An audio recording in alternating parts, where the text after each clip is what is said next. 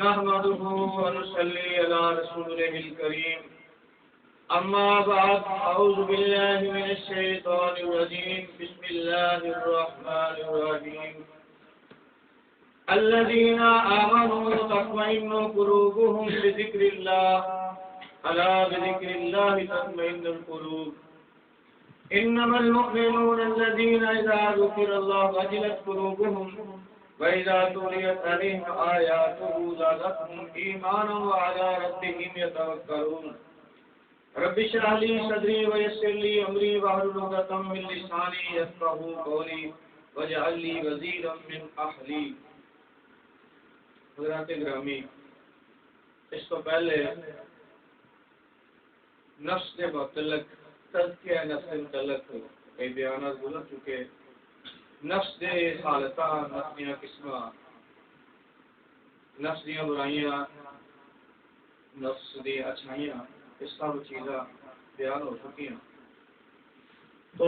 جدو انسان راہ سلوک قدم رکھتا ہے، یعنی بیعت ہوندا ہے، وہ جڑا آدمی بیعت کرتا ہے کسی بھی شہر دی تے وہ راہ سلوک قدم رکھتا ہے، داخل ہوندا ہے، طریقت نو اپناوندا ہے. تو وہ واسطے سب سے پہلی چیز جڑی ہے وہ تزکیہ نفس ہے کہ نفس نو پاک کرنا عیباں تو برائیاں تو. وہ کہڑے کہڑے عیب نے وہ سارے بیان ہو چکے. اور اس تو اگلا مرحلہ جڑا ہے وہ تصفیہ قلب، تزکیہ نفس، نفس نو پاک کرنا. ہن اگلا مرحلہ جڑا ہے وہ تصفیہ قلب، دل نو صاف کرنا. تو اج دا موضوع سارا تصفیہ قلب ہے. تو اللہ تبارک تعالیٰ نے قرآن پاک سے ارشاد فرمایا، سورۃ رعد آیت نمبر 28، الذین آمنوا وتطمئن قلوبهم بذکر اللہ الا بذکر اللہ تطمئن القلوب. جو ایمان لائے اور ان کے دل اللہ کی یاد سے چین پاتے ہیں. جڑے لوگ ایمان لے آتے ہیں پھر انہاں دا جگہ دل دا سکون تے چین اللہ دے ذکر ہے، اللہ دے ذکر دے وچ جڑے انہاں دے نو سکون حاصل کرتے ہیں، چین پاتے ہیں. سن لو، اللہ کی یاد ہی میں دل چین پاتے ہیں. تو اسی طرح سورۃ الانفال آیت نمبر 2 میں اللہ تبارک تعالیٰ ارشاد فرماتا ہے، انما المؤمنون الذين اذا ذكر الله وجلت قلوبهم واذا تليت عليهم آياته زادتهم ایمانا وعلى ربهم يتوکلون. ایمان والے وہی ہیں کہ جب اللہ کا ذکر کیا جائے، اللہ کو یاد کیا جائے، ذکر کیا جائے تو ان کے دل ڈر جاتے ہیں،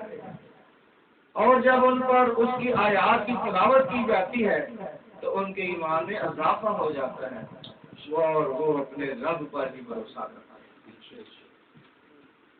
تو آیات قرآنیہ دے وچ دسیا گیا قرآن دل دے متعلق، قلب دے متعلق. تو کسی نے کہا دل بینا بھی کر خدا سے طلب، آنکھ کا نور دل کا نور نہیں. کہ دیکھنے والا دل، دل بینا دیکھنا،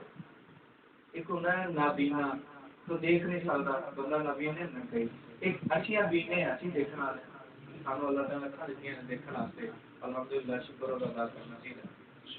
تو کسی نے کہا دل بینا بھی کر خدا سے طلب، دیکھنے والا دل بھی اللہ کو مانگتا. آنکھ کا نور دل کا نور نہیں، آنکھ کا نور آنکھ کا نور، دل کا نور. جو چیز دل دی آنکھ ویکھا دی وہ اے آنکھ نہیں ویکھا. اس واسطے دل دا جڑا نا دل بینا وہ طلب کر رہا ہے. دل بدس بابر کے حج اکبر از ہزاراں بابا یکم بہتر. کہ دل نو حاصل کر، وہ دل حاصل کر،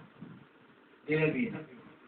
وہ دل حاصل کر جنہوں اللہ تعالیٰ کے قرآن حضور صلی اللہ علیہ وسلم نے دل فرمایا، وہ دل حاصل کر. کہ حج اکبر ہے، سب تو بڑا حج ہے تیرا دل حاصل ہو جائے، دل تک پہنچ جائے، یہ سب تو بڑا حج ہے. از ہزارہ کعبہ